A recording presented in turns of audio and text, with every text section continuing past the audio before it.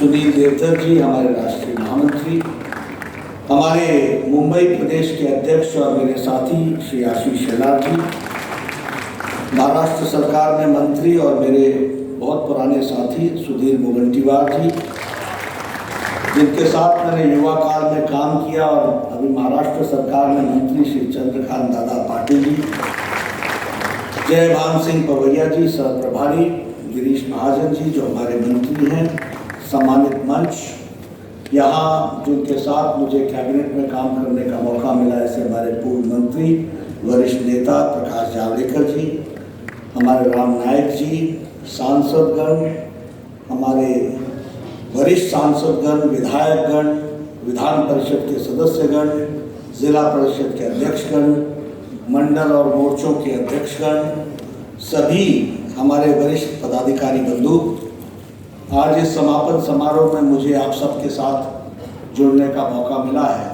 सबसे पहले तो जिस गर्मजोशी के साथ आपने मेरा स्वागत किया और आप जिस जोश और ऊर्जा के साथ मैं देख रहा हूँ, उसके लिए आप सबका हार्दिक अभिनंदन है।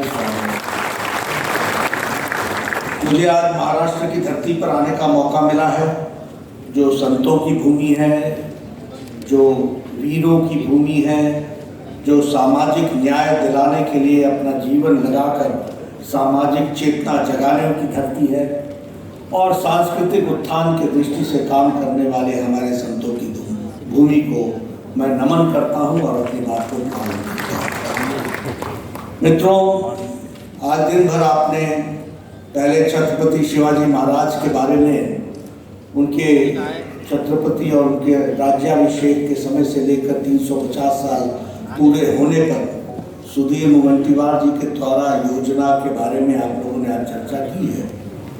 बाद में शिव प्रकाश जी ने आपके सामने बूथ सशक्तिकरण के बारे में भी चर्चा की है और हमारे तरुण चुग जी ने आपके सामने रूपरेखा रखी है कि 9 साल में 30 मई से लेकर 30 जून तक आप किस तरीके से संगठन के काम को चालना देंगे और साथ ही साथ फिर आगे आपने महाराष्ट्र के विकास के लिए जो एनडीए की सरकार है, भारतीय जनता पार्टी और हमारे शिवसेना की जो सरकार है, उसने जो कार्य किए हैं उसके बारे में एक आपने प्रस्ताव भी पारित किया और आपने सरकार का अभिनंदन भी किया। इसके लिए भी मैं आपको बधाई देता हूँ। बाद में देवेंद्र जी ने आपके सामने रूपरेखा रखी कि किस तरीके से वो सरकार को चला रहे हैं और किस तरीके से सामने वाले के विचार और आचार यानी आचार विचार दोनों किस तरीके से कमज़ोर होते जा रहे हैं और अगर वैचारिक पृष्ठभूमि पर देखा जाए तो हिपोक्रेटिक वर्ल्ड की दृष्टि से देखा जाए तो वह धाराशाही होते जा रहे हैं और अपने ही कहे बातों पर वो गिरते चले जा रहे हैं, वो टूटते चले जा रहे हैं। मित्रों, जब महाराष्ट्र की चर्चा करते हैं तो मुझे हमेशा, क्योंकि मैं बीजेपी की हिस्ट्री को जब देखता हूँ तो मुझे मुंबई का वो अधिवेशन के अटल जी के वाक्य याद आ जाते हैं। अंधेरा छटेगा, सूरज निकलेगा, कमल खिलेगा और कमल खिलता होगा। इसलिए ऐसे महाराष्ट्र में जब मुझे आने का मौका मिलता है तो नई ऊर्जा भी आती है, नई ताकत भी आती है। कल से मैं महाराष्ट्र के प्रवास पर हूँ। मुंबई में हम लोगों ने कई कार्यक्रम किए, बूथ पर जाने का भी मौका मिला, पन्ना प्रमुख से भी मिलने का मौका मिला, अगाड़ी के हमारे सदस्यों के साथ भी मिलने का मौका मिला, कई विषयों के बारे में चर्चा हुई और उनके साथ हम लोगों ने बहुत से विचार को आत्मसात किया। लेकिन मैं आप सब लोगों से एक बात ज़रूर कहना चाहता हूँ कि यह ठीक है कि अभी ये समापन का सत्र है और आप सब लोग अपने अपने घर जाएंगे और काम में जुटेंगे, लेकिन मैं हमेशा सब लोगों से कहता हूँ कि हम पॉलिटिकल प्राणी हैं, हम राजनीतिक प्राणी हैं और राजनीतिक प्राणी सिर्फ लीक पर चले यह आवश्यक नहीं है। उसके मन का अंतःकरण का विचार हमेशा जागृत रहना चाहिए, हमेशा उसको सोचना चाहिए। और मैं चाहूँगा कि जब आप अपने अपने घरों की तरफ अग्रसर हों तो इस बात पर जरूर विचार कीजिएगा कि 4 पीढ़ियां खप गई, मंजिल दिखती थी लेकिन मंजिल तक पहुंचने की उम्मीद थी, लेकिन पहुंचने में रास्ता कितना कवर करना था इसका उनको अंदाजा रहता था। आज जब आप अपने घर को जा रहे हैं तो आप मंजिल हासिल करके जा रहे हैं और मंजिल को लेकर के आप जा रहे हैं। अब जब तक आप ये अंतर नहीं समझिएगा, क्योंकि होता क्या है, जब उजाला आ जाता है तो अंधेरे की कीमत नहीं समझ में आती या अंधेरे की कमी समझ में नहीं आती। अगर अंधेरे को याद रखोगे तो उजाले को हमेशा संभाल के रखोगे, इस बात को समझना। इसलिए उन 4 पीढ़ियों को नमन करते हुए आज हमको, हमारे पीछे महाराष्ट्र के उप मुख्यमंत्री बैठे हैं। मेरी भी 40 साल की राजनीतिक जीवन गुजर गई। 25 साल तक तो हम भी कहीं सरकार के नजदीक नहीं दिखते थे इस यात्रा में, लेकिन आज हमारी सरकारें हैं और एक नहीं 15 सरकारें। आज 303 MP हैं, 93 हमारे राज्यसभा के सदस्य। मैं 2012 से राज्यसभा का सदस्य हूँ। प्रकाश जी हमारे साथ, हम कहां से चले थे, 30 से चले थे, आज 93 हैं। 1385 हमारे MLA हैं, 100 से ज्यादा हमारे मेयर हैं, हजारों में हमारे पंचायतों के अध्यक्ष हैं। बड़ी संख्या हमारी खड़ी है और यह विचार कमल के प्रति समर्पण देख करके भारतीय जनता पार्टी को लोगों ने आशीर्वाद दिया है, इसलिए हम इसको देते हैं। मैं आपको ये याद क्यों दिला रहा हूं, इसलिए दिला रहा हूं कि हम बड़े भाग्यशाली हैं और मैं कल से इस बात को कह रहा हूं और मैं बार बार कहना चाहता हूं। देखिए, आज विरोधी भी प्रधानमंत्री मोदी जी के किसी भी तर्क को काट नहीं पाते। ये ठीक है, उनको बौखलाहट होती है, गुस्सा आता है, जिस तरीके की शब्दावली वो उपयोग करते हैं वो उनके मानसिक दिवालियेपन का नतीजा होता है, हम जानते हैं। लेकिन वो उनकी नीतियों को, वो जो अकाट्य है उसको कोई काट नहीं पाता। आज दुनिया में हम, भारत नहीं, भारत अब दुनिया में एक स्थान लेकर के खड़ा है और प्रधानमंत्री मोदी जी एक शख्सियत लेकर के खड़े हैं। इस बात को हमको समझना चाहिए। बातें बड़ी छोटी हैं लेकिन मैं हमेशा याद दिलाना चाहता हूं। 100 बार मोदी जी विदेश गए, 60 कंट्रियों का दौरा किया। अगर वो पैलेस्टाइन गए, अगर वो इजराइल गए तो पैलेस्टाइन भी गए, अगर वो कहीं और भी गए तो सारे देशों को कवर किया। 20-20 साल तक नेपाल नहीं गई थी हमारी सरकार, 20-20 साल तक हमारे पड़ोस में श्रीलंका नहीं गए। और आज अगर नेपाल में भूकंप आता है तो नेपाल की सरकार से पहले भारत सरकार मदद के लिए पहुंचती है। ये मदद सरकार है। आज अगर श्रीलंका में कोई आर्थिक तंगी आती है तो भारत दोनों हाथ फैला करके उनके मदद के लिए तैयार होता है। और अगर मैं अंतरराष्ट्रीय जगत की दृष्टि से बोलूं तो आप देखिए, इससे पहले की G20 की बाली की बैठक में क्या बोला था प्रधानमंत्री कि यह युद्ध का वक्त नहीं है, और इसको दुनिया ने सका। ये मैं इसलिए कह रहा हूं कि अंतरराष्ट्रीय क्षेत्र में आज भारत की छवि किस तरीके से बनी है और हम भाग्यशाली हैं कि वह नेता भारतीय जनता पार्टी के नेता नरेंद्र मोदी। मैं अंतरराष्ट्रीय जगत की दृष्टि से बात करता हूं। अमेरिका का जब भी प्रेसिडेंट बात करते थे तो बोलते थे इंडिया एंड अमेरिका। ये राजनीतिक भाषा थी और ये राजनयिक भाषा थी, ये कूटनीति की भाषा थी। अगर रशिया बोलते थे तो India and Pakistan, India and Pakistan, India and Pakistan, यानी जहां इंडिया वहां पाकिस्तान, जहां इंडिया वहां पाकिस्तान, इंडिया हाइफन पाकिस्तान। अगर यूरोप का कोई देश आता था बोलता था यस इंडिया एंड पाकिस्तान, यानी ये दोनों बराबर के देश हैं। 2014 के बाद अंतरराष्ट्रीय जगत में कोई भी इंडिया के साथ पाकिस्तान को नहीं जोड़ता। इंडिया इंडिया निकल गया, पाकिस्तान रह गया जहां।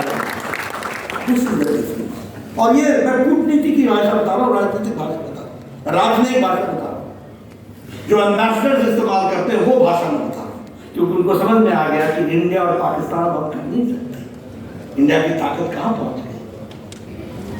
आज अगर हम अभी चर्चा हो रही थी, बहुत से विषयों के बारे में चर्चा हुई, लेकिन हाँ इसमें कोई दो राय नहीं कि हमने ब्रिटेन जिसने हमको 200 साल राज किया उसको भी हम पछाड़ करके अब 5वीं सबसे बड़ी इकॉनमी बन गए।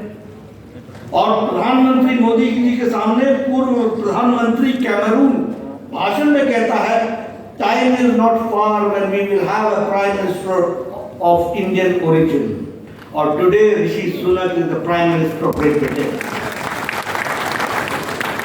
और इससे भी आगे बढ़िए ऋषि सुनक क्या कहते हैं? ऋषि सुनक कहते हैं, time is not far when India will become the third largest economy, तीसरी सबसे बड़ी शक्ति बनेगी। कभी सोचा था भारत ने कि 400 एयरबस और बोइंग की ऑर्डर करेगा? कभी सोचा था? ये आर्थिक जगत की बात करो, मैं आर्थिक दृष्टि से, क्योंकि कांग्रेस के लोगों के साथ चर्चा करना बेफजूल है, क्योंकि उनको पढ़ना लिखना छोड़ चुके हैं, उनको कोई इकोनॉमी से मतलब नहीं है, बोलने के लिए बोलते हैं, कोई उनका उससे कोई लेना देना नहीं।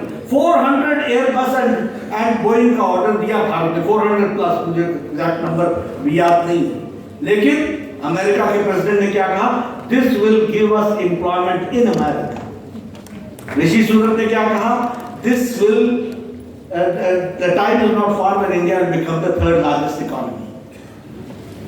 हमारे मैक्रोन ने कहा, thank you very much mister prime minister Narendra Modi, you have given a new boost to our economy. ये परिवर्तन, और इसीलिए हम 5वीं लार्जेस्ट व्यवस्था बन गए। कल भी मैंने चर्चा की थी, मोबाइल 92% हम बाहर से खरीदते थे, आज 97% मोबाइल भारत बना रहा है। अब एप्पल भी भारत से बन रहा है। स्टील में हम चौथे नंबर से दूसरे नंबर पर आ गए। जापान में ऑटोमोबाइल में जाना जाता था, आज हम थर्ड लार्जेस्ट मार्केट बन गए हैं उस दृष्टि से।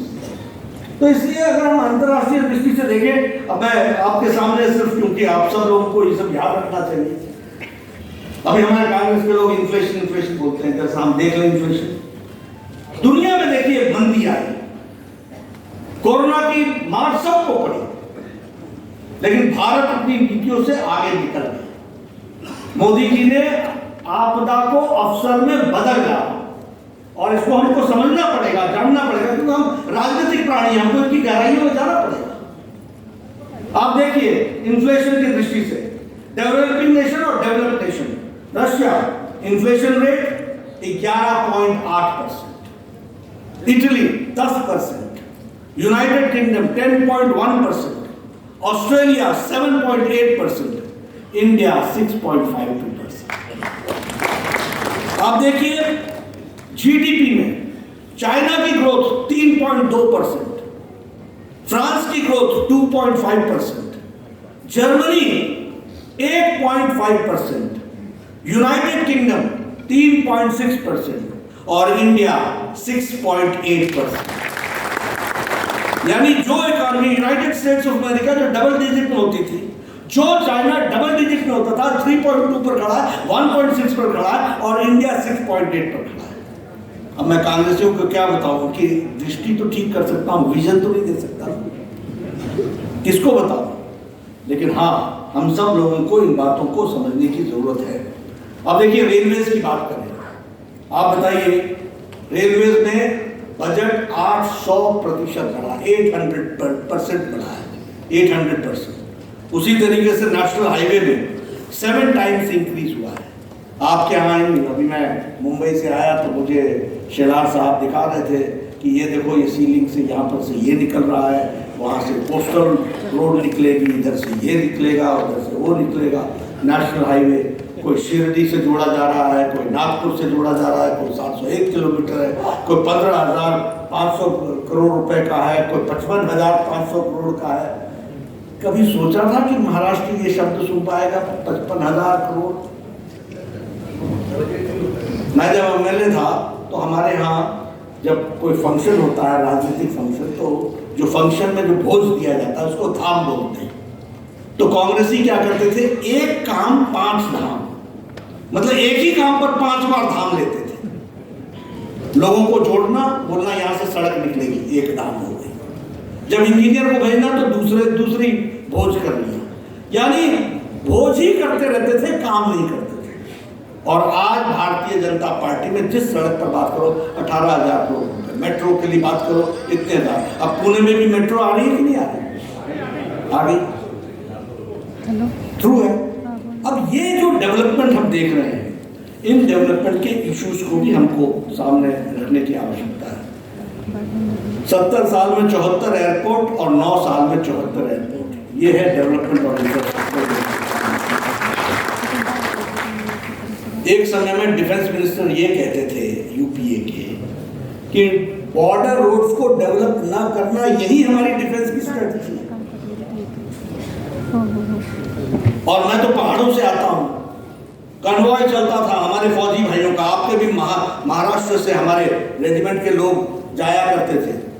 300 गाड़ियां, 3 टनर, 1 टनर, 2 टनर, आगे लाल झंडा, पीछे आगे हरा झंडा, पीछे लाल झंडा लास्ट व्हीकल पर लगा हुआ। एक छोटा सा ब्रिज होता था, 4-4 घंटे लगते थे। एक तरफ से पास दिया जाता था तो वो 400 गाड़ियां निकलती थी, तब दूसरी तरफ से किसी को जाने दिया जाता था। आज 1000 किलोमीटर की सड़क double lane with double bridge facility के साथ खड़ी है। यह बॉर्डर रोड है। 7 से 8 घंटे के अंदर हम बॉर्डर पर पहुंच सकें, यह स्थिति आई है। और उसके लिए 43% बजट का इंक्रीज किया गया है।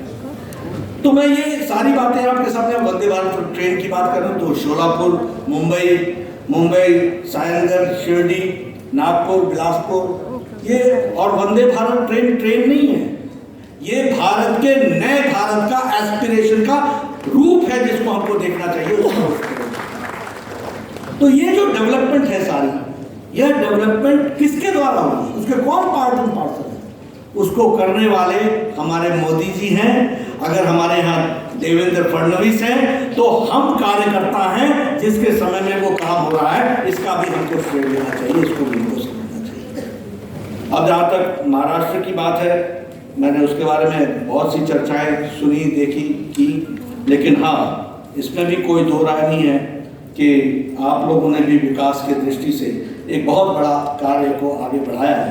लगभग 225 प्रोजेक्ट्स को आप लोगों ने 2 लाख करोड़ रुपए को लग करके उसको आगे बढ़ाया है।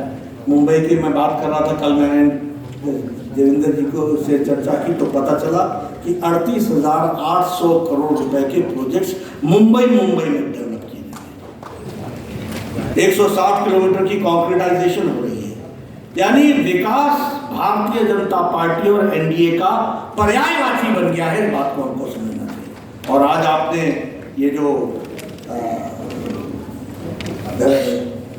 महाराष्ट्र सरकार को बधाई दी है, यह बधाई अपने आप में बताता है कि लगभग 20 ऐसी योजनाएं हैं, 20 योजनाओं हैं जो केंद्र सरकार के तर्ज पर महाराष्ट्र की सरकार ने गांव, गरीब, वंचित, पीड़ित, शोषित, दलित, महिला, युवा, इनके लिए करने का योजन बनाया है।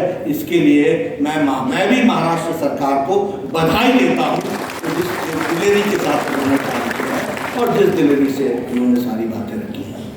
मित्रों, आपका ज़्यादा समय नहीं लूँगा, लेकिन कुछ बातों की तरफ आपका ध्यान जरूर आकृष्ट करना चाहूँगा। हमसे लोगों की बहुत बड़ी आशा है और हम बदलाव के उपकरण हैं। इसलिए हमको अपने आप में आत्मचिंतन करते हुए लोगों की आशाएं और आकांक्षाओं पर खरा उतरना पड़ेगा। और इसके लिए प्रधानमंत्री जी ने 7 सूत्र भी हमारे सामने रखे हैं। उन 7 सूत्रों को मैं जरूर आपके सामने दोहराऊंगा।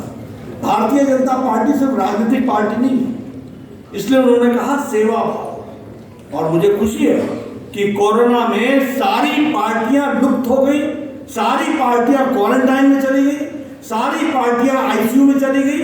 ये भारतीय जनता पार्टी के लाखों कार्यकर्ता थे जिन्होंने करोड़ों की सेवा की, सेवा ही संगठन के नाम पर। उसके लिए आपको, लेकिन ये सेवा भाव हमारा जागृत रहना चाहिए, हमेशा जागृत रहना चाहिए। हमें संतुलन बैठा करके काम करना चाहिए, हमें संयम रखना चाहिए। अगर हमने परिवर्तन लाना है तो हमें अपने आप में संयम की बहुत बड़ी आवश्यकता है।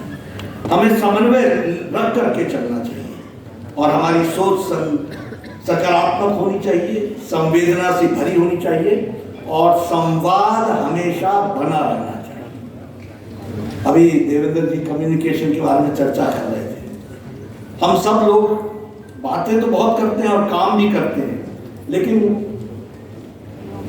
संवाद कितना हो पाता है इसके भी हमको गहराइयों में जाना चाहिए और इसको भी हमको समझ करके आगे बढ़ाना चाहिए, क्योंकि ये 7 मंत्र हमारे ऐसे हैं जो भारतीय जनता पार्टी को एक रूप से उनकी पहचान है, कार्यकर्ता की पहचान है। हमारा कार्यकर्ता एरोगेंट नहीं हो सकता, हमारा कार्यकर्ता न सुनने वाला नहीं हो सकता, हमारा कार्यकर्ता सिर्फ अपनी बात रखे और चला जाए, ये संभव नहीं है।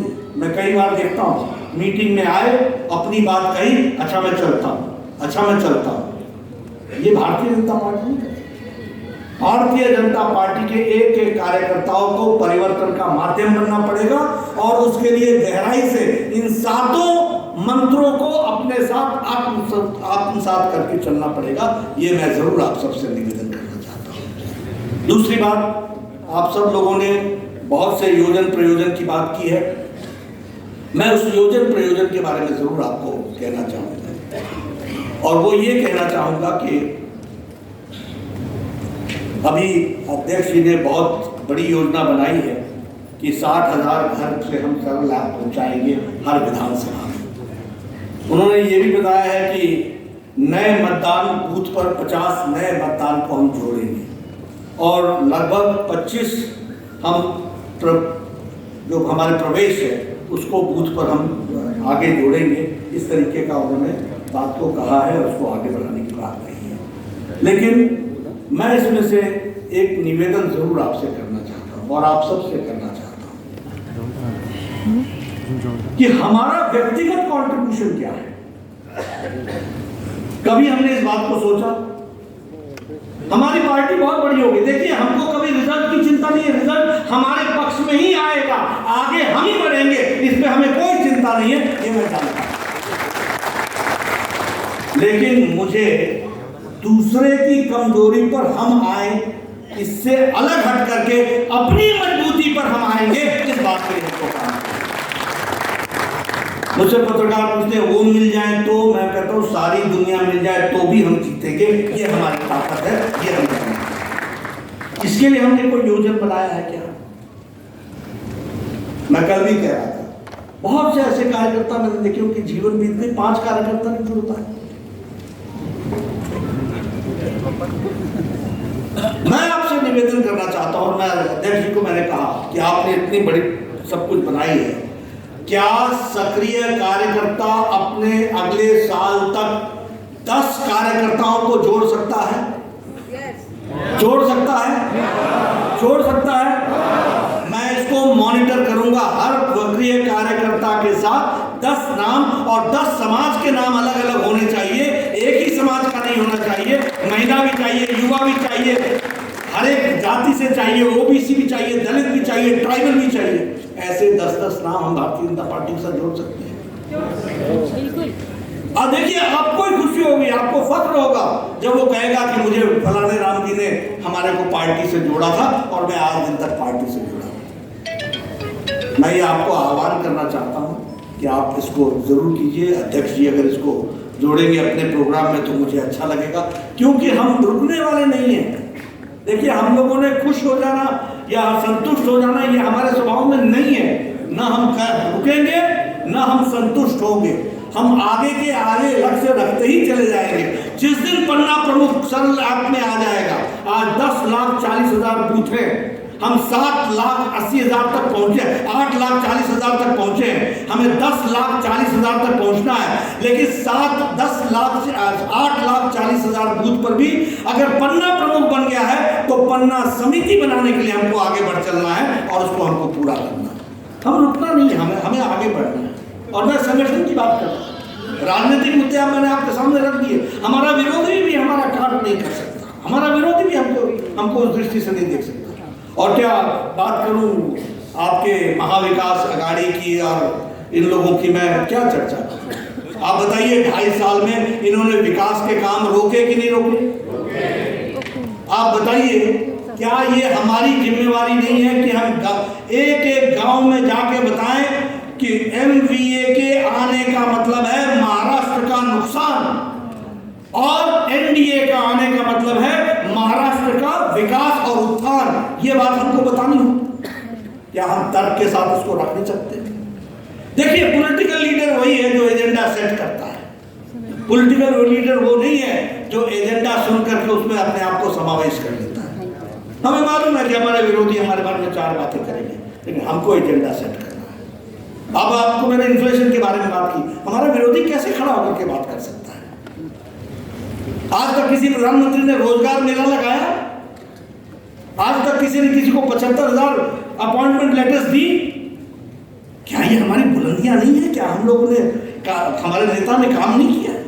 इसको आगे बताना हमारा काम है कि नहीं? अब देखिए, किसी ने भी किया और कहा है कि 10 लाख सरकारी नौकरियां अपॉइंटमेंट लेटर हाथ में थमा करके देंगे, ये बात को हम पूरा करेंगे। और हमारे सामने वो लोग बात करते हैं जिन्होंने 30 साल की राजनीति गरीबी हटाओ पे गुजार दी और लोगों को और गरीब कर दिया।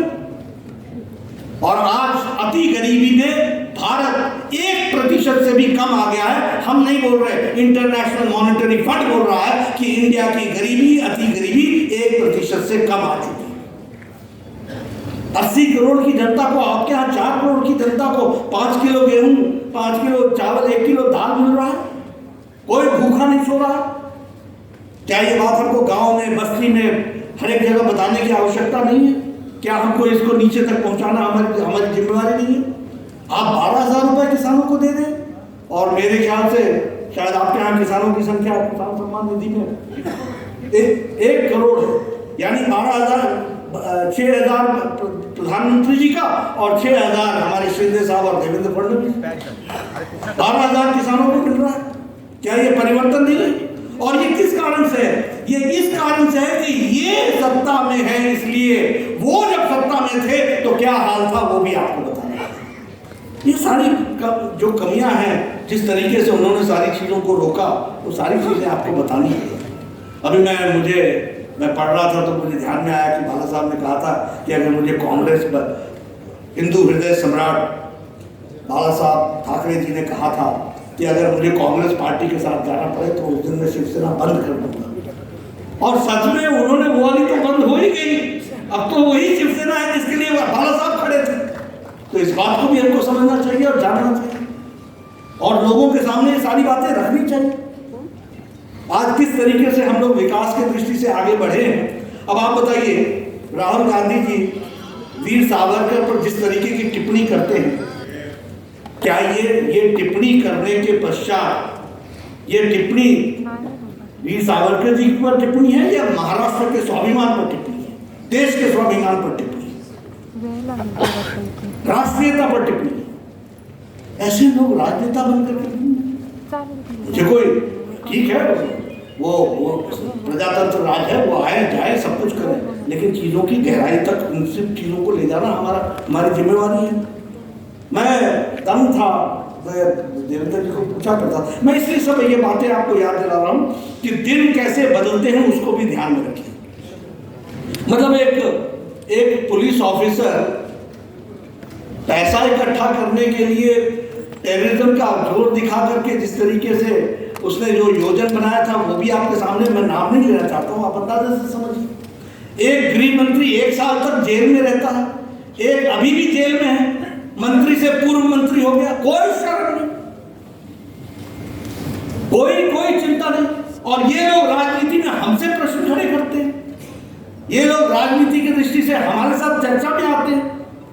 मित्रों, भारतीय जनता पार्टी पूरी ताकत के साथ विकास की दृष्टि से आगे बढ़ने के लिए अग्रसर है और उसमें हम सब लोग इस बात के लिए तय माने कि ऐसे लोगों को का पर्दाफाश करना, उनको नीचे चीज़ों को बताना, ये हमारी जिम्मेवारी होगी।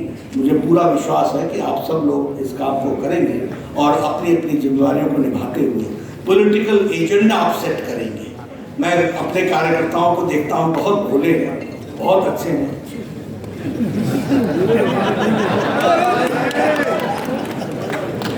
बाहरी प्रभाव में बहुत जल्दी आ जाते हैं और क्षणे तुष्टा। अरे आप करोड़ों लोगों के जीवन बदलने माध्यम हो भाई, करोड़ों लोगों के। अगर आप में टिकाव नहीं होगा, अगर आप में धैर्य नहीं होगा, अगर आप में संयम नहीं होगा, अगर आप में दृष्टि नहीं होगी, अगर आप में दिशा नहीं होगी, तो हम कैसे नेतृत्व करेंगे? इसलिए दूसरों को देखना छोड़ो, अपना संबल बढ़ाओ, अपनी ताकत बढ़ाओ, अपनी योजन बढ़ाओ, अपनी दृष्टि बढ़ाओ और बोलो yes we are the elements of change. हम परिवर्तन के माध्यम हैं, हम लोगों ने परिवर्तन किया है, हम आगे भी करेंगे और आने वाला कोई भी इलेक्शन महाराष्ट्र में जो होगा वो हम जीतेंगे, एनडीए जीतेगी, आगे बढ़ेगी। बात को